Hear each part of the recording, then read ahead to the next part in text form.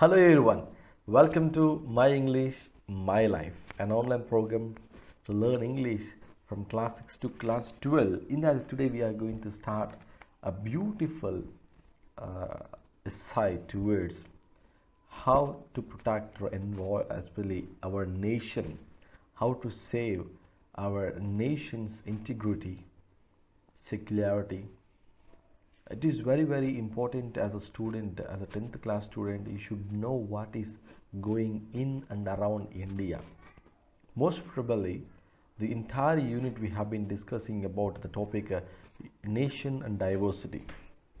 In that, today we are having a beautiful title, that is unity in diversity in India. All over the world, everybody knows a word about India, that is unity in diversity. We have many things, different religions, different language, different customs, different traditions, different languages, different way of living conditions, different way of living, dressing sense, language, way of behavior. Everything was many, but still we are continuing as one country. That was the greatness of India. India was known for unity in diversity once upon a time. I'm not sure to say the word. Today we can say that freely and truly. We can't say the word India is really united in diversity, because when we are looking at some situations, when we are looking at the present India, contemporary issues which are going on in India, was really dramatic and pathetic. When you look at this different situations, riots and clashes, fights, big debates concentrating on the issue of religion. Previously there was no fights. We have, of course, from the beginning of the centuries, we have a big fight for the religion.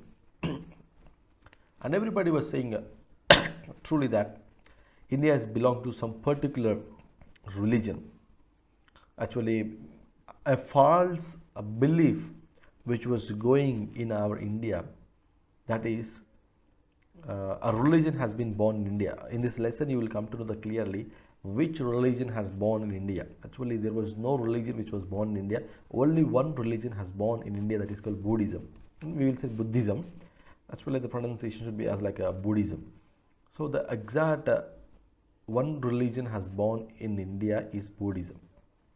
There was no other religion, even the Christianity, Hinduism or Islam, all the religions which were migrated to India, the only religion was born in India is Buddhism. But it was not in India nowadays. It has been migrated to other near neighboring countries. They adopted them. So nowadays a big propaganda was going on, that is Hinduism is born in India, and India is belong to a Hindu country. Most probably it is a big propaganda was going on in India. To be very frank, as an Indian, we should talk about the word unity and diversity. But now it is going to be in the word of diversion, on basing of religions, later on basing of caste, on basing of community. The people is being separated. Actually, my biggest question is we have many political parties, right? So my straight question, as I thought that about the word, my straight view regarding that political parties, why should we support a party which was established on basing of religion? Actually, Indian it should be very related to secularism. So every party will say we are secular, but we know, to be very frank, we know some many parties were based on basing of particular religion agenda. For example, if you take MIM, AIMM, it was a Muslims party. If you take BJP, it is a Hindu party. So we know clearly. So my straight question, if a religion based party was established, then what was the motto? What was the motto of it? I have been started a party. For example, I'm a teacher. So when we are talking about teacher, I started a forum or a group. Then I will collect all the teachers there. Then it will become a teachers group. If a religion based party is established, then what is their main agenda? They want to collect all the religion people into their group and they want to divide that. That was the reason. So my straight question is, as we are educated, and my straight question, why we have to encourage a party which has been established or started on basis of religion? Not only BJP or not many parties, the regional parties. So why should we? Why should we? We have to go for courts, and we have to we have to file a complaint, or we have to make an agitation, because of these parties. What is the biggest mistake we are finding in our India is they are going for the diversion. If you start a particular on basing a particular thing or a particular issue, that will concentrate the same issue. So it is called radicalization. Radicalization. So then why have to we support? Why we have to support those parties? Because they are being diversing the country. It is very, very important as a student that you have to know the truth, what is going in our India. We should not support any people or any party or any community which are being separating the society. Many parties, many committees, many organizations were being started. So the major motto and agenda is to gather the community. If they gather the community, what is the remaining thing? That is, they are leaving some other people. For example, a king has 2 wives, and a word came to his, in the society, that is, king loves his second wife very much. That means what? He's not loving his first wife. The same thing, if you are gathering some people, that we are not loving some other people. So that is the reason why we are going into the world of diversion nowadays. So India is not going to the world of united or unity. We are going to the roots at the back of diversion. So as a student, we have to know the truth. Why I given the introduction is the contemporary issues we should know. Then that will make us to understand what is real India. So in this lesson, we are going to know clearly what is a real India, what is going in and around India. Actually, we heard the poem, A Plea for India. So as an Indian, how we are getting requests? We are being cheated by some other cheaters. Cheaters, they will be simple. Let me give a practical example. So the government has been announced a wrong bill, or against government we are doing some agitation or a rally. So other party members will call for a rally, and all the members, they are very, very innocent people. All the members, they will go on the roads and making agitation slogans, and they will move on the road. And the leaders, they will be safe. Leaders will be the safe. They won't have any problem with it. When they are making agitation, who will be punished? The police will give warning. You go out from the way. Don't make nuisance. Even they will be here. They will be there. At the time, leaders will escape. Innocent people will be hurt. Many examples we have seen. Many examples. Even in the Telangana movement, the leaders were escaped. Innocent people died. Many innocent people died in Telangana movement. And for the Samaikandra movement, many people were died. Why the leaders? No leader would die. Why? Innocent people were died. Because we are being cheated by the cheaters. They are cheaters. They will say simple words. They won't do any agitation. They will escape during the fight. They will escape during the punishment. They will be sided. We will be innocent. we will be hurt. So that is very important. As an educator, as a student, you should know what is happening in and around India. That was very, very important. So this is a very introduction regarding this unity in diversity in India. So let's go for reading the first passage. India is a country of many ethnic groups, is a land of myriad language, a veritable babel of tongues, and numerous models of appear. For the most part, the continental dimensions of the country count for these variations and diversities. Besides, there are several religions, sects, and beliefs, but there are certain common links and uniting bonds that people have sought to develop in order to achieve the eminently desirable goal of unity amidst diversity. So we know there is no need to discuss all this in first passage. We know we have many religions, many castes, many communities, many religions, many languages, many beliefs, many sects, many languages, many way of traditions, customs, cultures.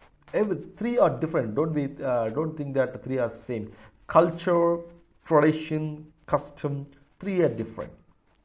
So we have many modes of appeal. Even the word here several, for several we'll get many synonyms in the first passage. In the many we got next myriad, veritable. So we have many synonyms for this word several, many. So we have many babel of tongues. Means babel is a word which was derived from the Bible. So Babel means the tower where the language has born. So nobody knows how the languages were originated in the world. Nobody knows. So therefore that there was a Bible given explanation in the Bible. So the word called Babel. The humans started reaching the God. So they started constructing a big tower called Babel Tower. So they started constructing the tower. It reached to the high. Then they thought by climbing this tower we will reach to the God. So then God created different languages. That is called Babel. So the word came here in the textbook. That is called Babel of tongues. Means many varied, myriad, different, many, several. So we have many ethnic groups, many beliefs, many sects. So even if we have many, something was making us to be united. We don't know what it was. We don't know what it was. But something is making us to be united. Of course, many people. You can see in the classroom, we will have different religion people, different caste people, different community people. Many people will have. But we don't know what make us to become friends. Am I right? You don't know what make you to become friends. Simple. It will make to be something will be inside our heart will make us to be united. We don't know what it was, but finally the reason we will be united. That was something was inside that hidden, and it was hidden. Nobody knows what is making Indian people to be united. Most probably I can say freely and frankly and directly, South Indian people are very strong than any other people, because South Indians are well educated, well in knowledge, and having innate wisdom. We can find many politicians from South, great leaders from South India.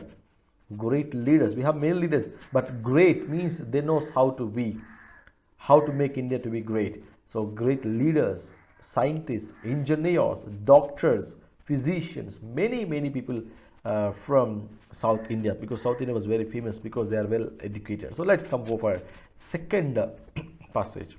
It is true that superficial observers are likely to be bewildered by the astonishing variety of Indian life. They fail to discover the one in many, the individual in the aggregate, the simple in the composite. With them, the all is lost in its parts. What is needed is a superior interpretation, synthesis of the power of the mind that can give rise to a vision of the world. So many people tried to know what made these people, especially Indian people, to live in a peaceful environment. What made them to live such a happiest life? They are living different people, different religion people, different culture people. So all the people were living together. What made them to be like that? So they tried to get it, but it was impossible to them to get, because the word here we can get it is discover one in many. They failed to discover one in many. And the word individual in aggregate means a group and individual, and simple in the composite. It was very, very hard because nobody knows what is going in India, but we are still united. A keen penetration inside will not fail to recognize the fundamental unity beneath the manifold variety of India. The diversity itself, far from being a damaging cause of disunity and weakness, is a fertile source of strength and wealth.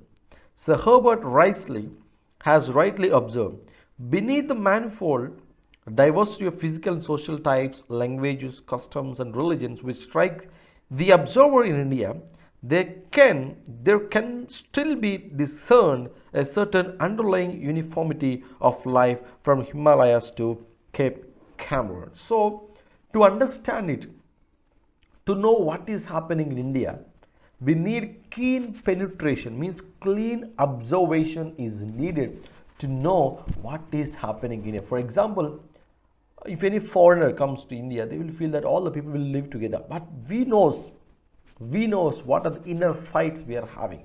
Our heart knows whether we are really united or not. Outside we will live, we will talk, but our inner personality was totally entirely different. Yes, of course. So who knows? To observe all those things, we need a keen penetration, means clean observation is needed to know the facts, to learn and to understand the reality, what is going in India, even the manifolds of word here mentioning. So fundamental unity beneath the manifold variety of India. So nobody knows, for example, this is India, it is India. So it was covered with the word fundamental unity. So nobody knows what is inside. What is inside, nobody knows, but it was still making Indians to be united. That is a word here we mentioned. And one of the observer, Sir Herbert Risley, observed entire Indian people from Himalayas to Cape Cameron, and he clearly pointed one word, and he said that word is beneath the uniform diversity of physical and social types, even languages, culture, many they have, but something was underlying it. Something was underlying it, uniformity of life. So there was something secret in Indians' blood. So that made them to be united. So nobody can make India to be divided. But many fights, many people tried to divide India. Even many politicians tried. Even still it was going on. The people, still it was going on to divide Indian people on basis of different languages, religions, castes. Even see, you can understand clearly, we are separated on basis of state languages. Telugu people, Telangana, Andhra, Tamil people, Tamil Nadu, Kannada people, Karnataka. So like on basis of language we have been separated. But we are still in the uniformity called India. Yes, of course, we are Indians. Firstly and lastly. Firstly and lastly. So for his long and first-hand experience in India, Vincent A. Smith says that the civilization of India has many features which differentiate it from the other religions of the world. While they are common to the whole country in degree sufficient to justify its treatment as a unity in history of human, social, and intellectual development. So when we observe, so another observer name is Vincent, he observed India and he said his first experience in India, that was very, very dramatic, and it was really he couldn't even understand what was going in India. Is it real possible? If you go for America, There are very large number of people, and still there was a fight called whites and blacks. Well, there was no different people, only white and black, and for that there was a big fight was going on. And if you come back to India, languages, how many languages? Nearly 33 languages. Languages. Next, religions. Next, customs, cultures. Next, different way of traditions. So we have many minor things. But Smith was here, Vincent A. Smith was really surprised. What is this? In America, we have only two people, two race. One is white and black. For that, we are fighting. But here, they have many myriad of languages, several languages, custom, traditions, religions. But something was going in India, a civilization of India, many features. But other regions, if you compare with other countries or other situations, other places, it was entirely different as like India. Because there's something in India that is called history of human, social, intellectual development was making the Indian people to be united. That was the greatness of India. So when we are discussing about Indian knowledge or Indian people living conditions, there will be entirely different. For example, rural people will live differently. Town people, urban people will live differently. They have different living conditions, living situation, living styles, entirely will different. But when they come together in the same place, they will behave like same. They will sit together, they will talk together, they will discuss all those things as like similar. So that was very interesting. So Vincent A. Smith also astonished by seeing the people of India, how this can be possible, because it was inside the heart of Indians. Even the early Indian history unmistakably shows that the political consciousness of the people has, from the very early times, grasped the whole of India as a unit and assimilated the entire area or as a theatre of its activities. India is not a mere geographical expression, nor it is a mere collection of separate people, traditions and conventions. India is much more than this. The best proof lies in the fact that Indian history has quickened into life.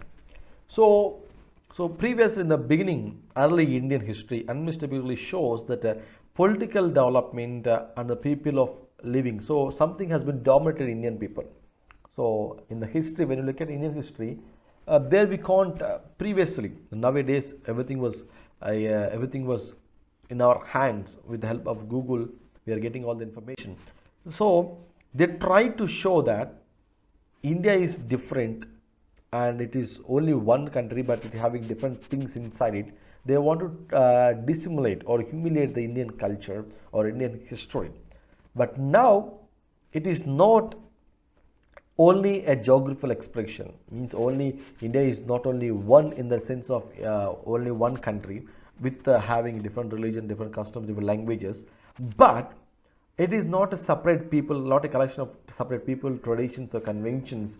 Not that. What is the real history of India is much more than this. The history, the best proof is the history lies in the people's heart. History lies into the life of the people.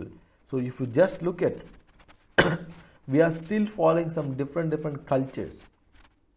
It has been started long back, thousands of years, but still we are continuing. That is the history, the culture, the tradition. It was not newly created. It was in the life of Indians. For example, some people have, if any newly starting work, they will keep a lemon, or they will bake a coconut, and they will have some different traditions. It is coming from the beginning. It is coming because nobody want to teach it. It is a part of human. It is a part of Indian life. The traditions, customs, beliefs. It became an integral part of our Indian life. So no need to forget and no need to remember. Something has to say that. Someone has to say that it has been written somewhere else. No need to write somewhere else, because it is in the life of the people. So no need to show that previously Indians are lived like this, Indians lived this type of conditions, Indians have this type of living condition. No need to say this because we are living. So it is a part of our life. Everything, the history is a part of human, especially Indian life. So India has many races, castes, subcastes, nationalities, and communities. But the heart of India is one, where all hides to a common and rich culture. Our cultural heritage consists of our art, literature. As they flourished centuries ago, our cultural heritage serves as a bond of unity between people of different faiths and creeds. So, very important thing is the point here. We are going to talk now about heritage. We have different races, castes, communities, cultures, nationalities, communities. So we have many things and many cultures, and all the cultures and all the art and literature, it became heritage. We have different art sense, writings made of grammatical sense and artistic nature. We'll call rasas, bhavas. In our Telugu, Bharata has written that Indian aesthetics. Bharata, he talked about many rasas and bhavas. What he said, we know that hasya rasa, bhayanaka, bhivatsa, these are all rasas and bhavas. So every rasa was related to a bhava. So that was very, very. It is a heritage of India. It is a part of Indian life. It became the integral part of Indian life. Every Indian knows about this. Different language, different literature. Literature was different. Art was different. Dance, we have many different art forms like Kuchipudi, Kathakali. It became a life of India.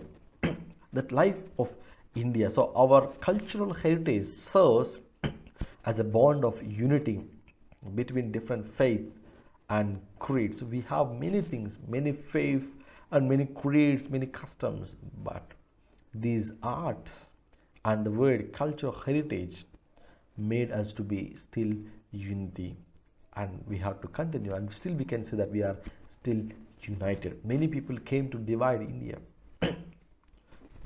Very simple example, we can see greatest civilizations in the world: Maya civilization, Babylonian civilization, European civilization, and Egyptian civilization. We have many civilizations. All they have been lost. Everything has gone. When Britishers came to rule different places, when they went to Egypt, that civilization has gone. When they went to Africa, their civilization. When they went to Australia, their civilization gone. But only one. They came to India. They ruled. They were here. But our civilization was still strong. It has been not dominated because it is not a written form, or it is not in the somewhere else. It is in the life of Indians. It is the life of Indian. So nobody can take it from India. Indian civilization was different. Religion was different. Civilization, living condition, the living style of India. Nobody has taken the civilization of India. We are still can say proudly and confidently and with a great strength we can say that many people, many civilization gone, but Indian civilization was still moving in India, because that was the power of India. It was in the life of Indians. That was the greatness, and that is the end of today's session. I will meet you in the continuation of the same class in the next coming classes. I hope you enjoyed. Meet you in the next class. Until then, don't forget to subscribe, share to your friends, let them learn and make them to understand the topics very easily with a good simple explanation, the words of communication. So I hope you enjoyed. Share and subscribe. Meet you in the next class, and then bye bye.